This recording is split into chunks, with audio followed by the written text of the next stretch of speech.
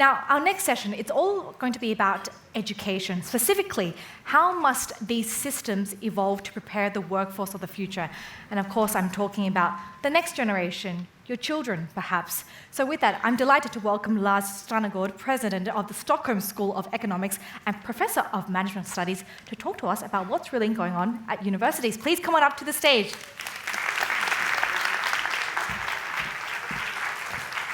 Thanks so much for that, Olivia, and great to be here, so thank you for the invitation and all, and a lovely morning too.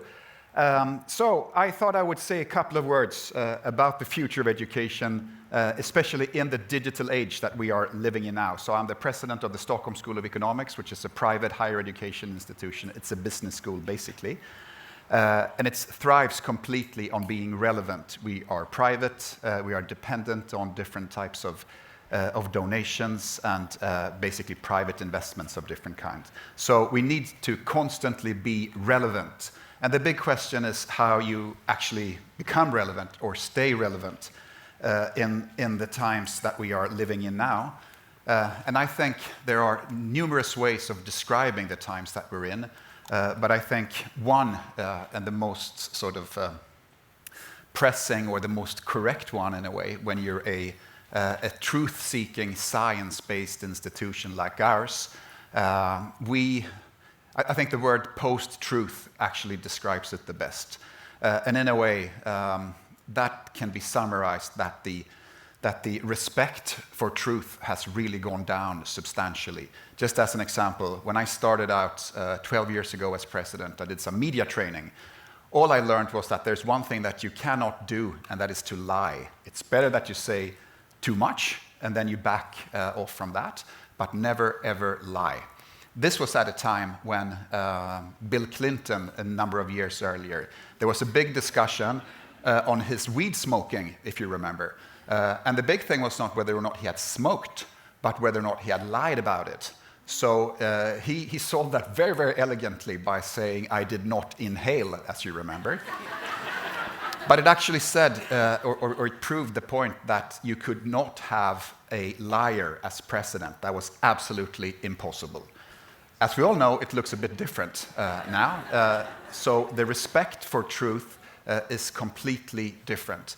And the geopolitical situation has changed dramatically. So the polarization going on, we can discuss to what extent it's actually happening, considering what Bi was saying about the world values.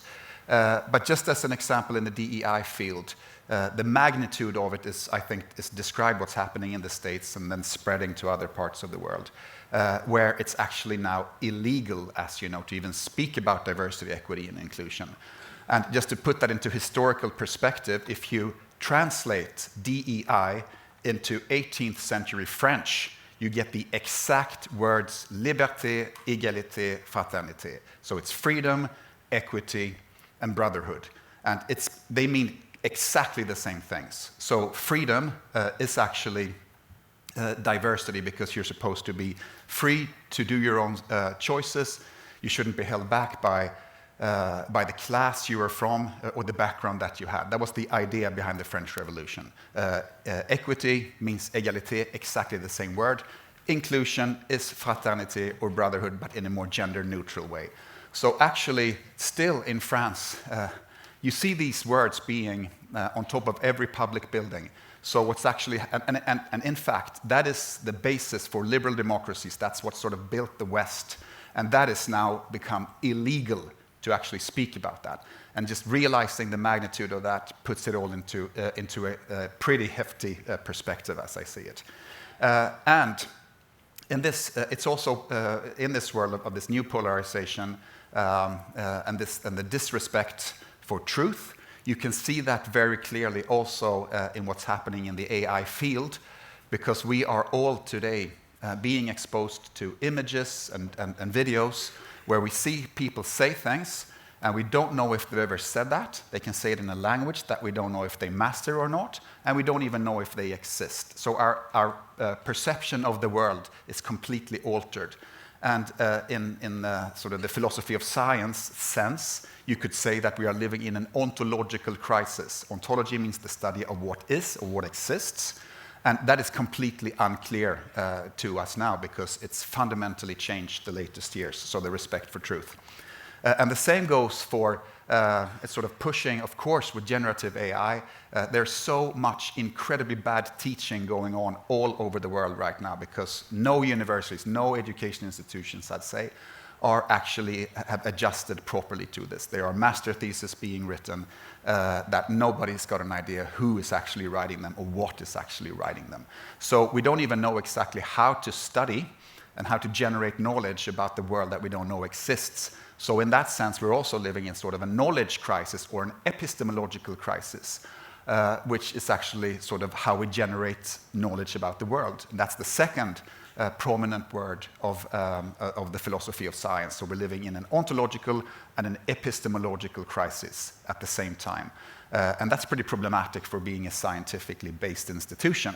So how do you actually ensure that you become relevant in this world? Well, I think it's something that is just pushing this more and more, is that we have to ensure a mastery of AI, but more and more focus on human intelligence, because there are things that the machines cannot do, and fundamentally, it's all about the division of labor. What will it actually look like? That is not yet decided upon. We don't know what the machines will do, and we definitely do not know what the humans will do. But there are some sort of keys or some kind of indicators regarding this, and that is that artificial intelligence is actually, at its core, it is computational, and it's basically plausible compilations of words and phrases and images or videos or what have you. But the human intelligence has got something that AI still does not have, and that is things like consciousness, like sense-making, like true emotions and sensitivity, and of course they lack bodies of different kinds. So it's actually all a matter of deciding what should we know, how are we to secure that the machines serve as our servants and not our masters. And what we have done at SSE is basically try to think about this really hard in terms of relevance. And we began with a pretty great quote, as I see it, from a philosopher called Ingmar Hedenius, who once said that the one who's best prepared for the future is someone who's free and at ease in an uncertain world. And that basically means to be free in an uncertain world. The world is extremely uncertain, and that's just a fact. We can just look at our phones in the morning, and the world looks very different as compared to when we went to bed the day before. But if you still come out into that world, you stand with your both 2 feet on the ground and say, okay, I don't have all the knowledge, all the competences that I actually need, but I still have enough so I can feel comfortable and humble and say to the world, okay, world, come on, bring it on, I feel sufficiently prepared. So it's sort of a stance, it's sort of a way that you're actually moving in the world. And it's also important, again, connecting to B's presentation, that fundamentally, education is an emancipatory activity. It's about opening up possibilities in life. It's about finding your right way or the potential that you have in the world. So that's why we took the acronym of FREE and formulated or articulated an educational mission for all programs and for the educational institution as a whole. And it stands for 4 things. So the F stands for fact and science-based mindset. And basically, that's more important than ever in this ontological and epistemological crisis that we're living in. But that has to be paired with a reflective mindset and self-awareness, because you cannot have a fact and science-based view if you don't constantly reflect. Because nowadays you have to ask questions like, where do these knowledge claims come from? Who benefits from them? But also more fundamental things like, where do my opinions, where do my attitudes, and even my feelings come from? Are they in fact my own, or are they produced by somebody else, by some algorithm, and then I have internalized them to the extent that I do believe that they are my own? So that reflective skill becomes increasingly important. And then the first E stands for empathetic and culturally literate. And being empathetic in the sense that you put yourself into somebody else's clothes, see the world from somebody else's perspective, and understand others is something that the machines will never ever be able to do. They can mimic it perfectly, but they cannot be authentically empathetic, nor can they be authentically reflective, because they have no consciousness to reflect with. So again, mimic that. And it's possible to actually practice and develop your empathetic skills. For instance, by exposing yourself to people with different backgrounds, with different perspectives, because if everyone's got the same view, same experiences, say the same things, the quality of the discussions become very different. Or you can expose yourself to high-quality cultural production and artifacts, because that's sort of the greatness of great quality art. If you with literature, with performing arts, with films, etc., the sort of power of culture in that sense is that it actually moves you to other times, to other spaces, and to other states of mind. So if you, for instance, if you read Romeo and Juliet, then you will know and feel what it's like to be in love with the wrong person, even though you yourself have never been in love with the wrong person, but especially not in a made-up Italy several hundred years ago. Or if you watch Mad Men, then you know what it's like to be a woman in New York in the 1960s in the ad agency business, even though you yourself have never been there. So actually, using art in that sense creates a completely sort of way of approaching the world, and especially that is something that the machines cannot do. And if you develop that, you will be a better decision maker in any type of working life that you're in. It doesn't matter if you become a better entrepreneur or a marketer or a CEO or a prime minister or whatever you become after you've graduated from our school. And then the final E stands for entrepreneurial and responsible. Not in the sense that everyone's got to start a company of his or her own, but that you actually have agency, that you do something, that you don't just sit on your hands, but you feel a responsibility for what you do. And that is something also that the machines cannot do, but it's something inherently human, and the robots are not yet developed to that sense. So this is what's actually guiding every single thing that we are doing at the school. It's our board who is behind it. It's a very sort of business-oriented board. And this is what they say, this is the competence of the future that's actually needed by the workforce. So how do we actually do this? We do it by having things like Global Challenges program, where we actually try to introduce contextual studies much more. We have electives in philosophy, in history. We have a much more focus on critical thinking, on epistemology. We have reflection programs of different kinds. Where we actually introduce our students to a much closer collaboration between professors and students. So we focus on self-awareness and on deep learning much more. We also internationalize.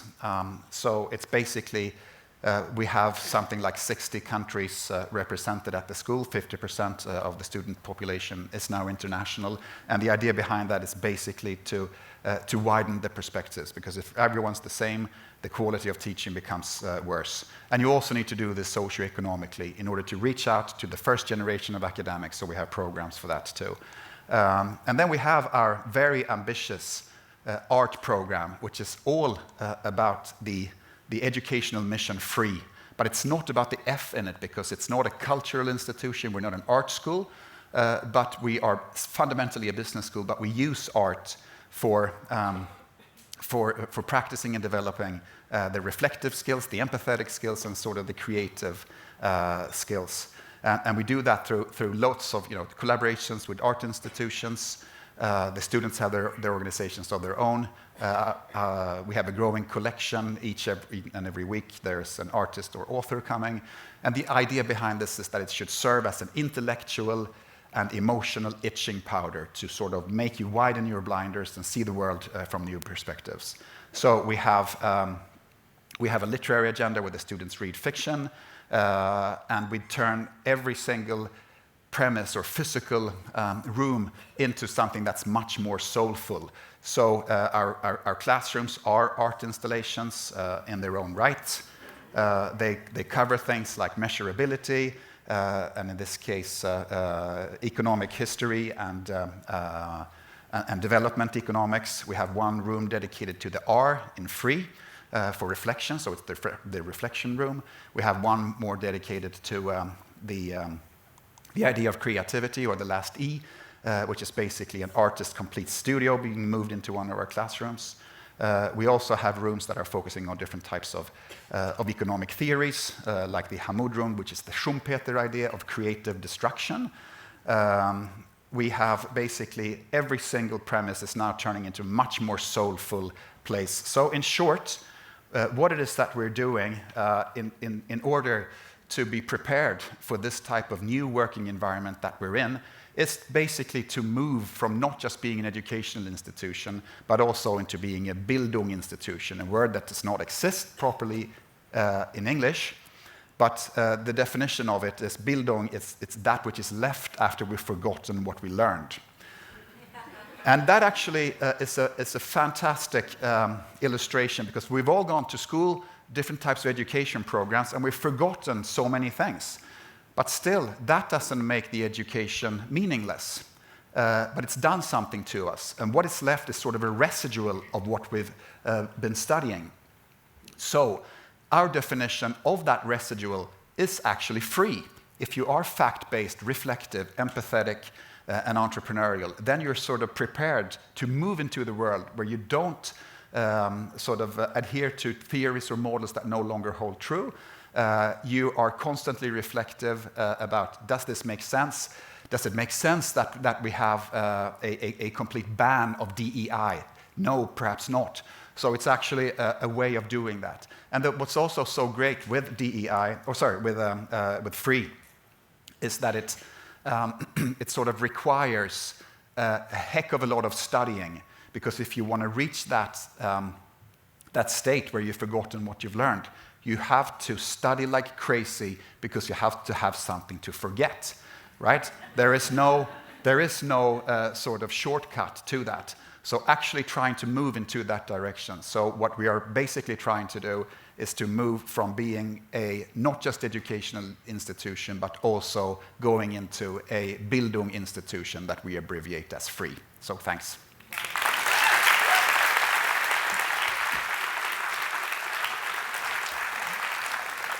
So, Lars, first of all, thank you so much. I know we're talking about education, but I have to say, your university looks like a museum. I don't know how often that's actually true. It's incredibly beautiful. So one thing that comes to mind, is there a particular course that is not on the curriculum yet that you would love to have there? Well, yes, my God. Tell me, so what comes to mind? No, but I think it's you do need this the blinder widening course, basically. Nowadays, because of what's happening especially in social media or basically in the world of algorithms, you have to be much more sort of your critical thinking.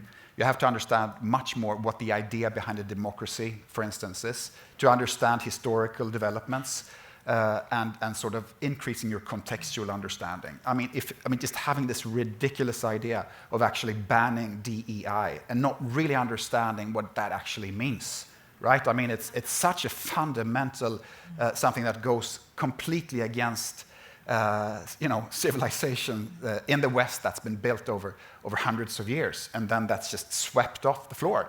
And I mean, if you have to have critical students who actually tackle those ideas and question them, and much more on your reflective skills. Basically, I think the free focus that I would love to have that for longer time.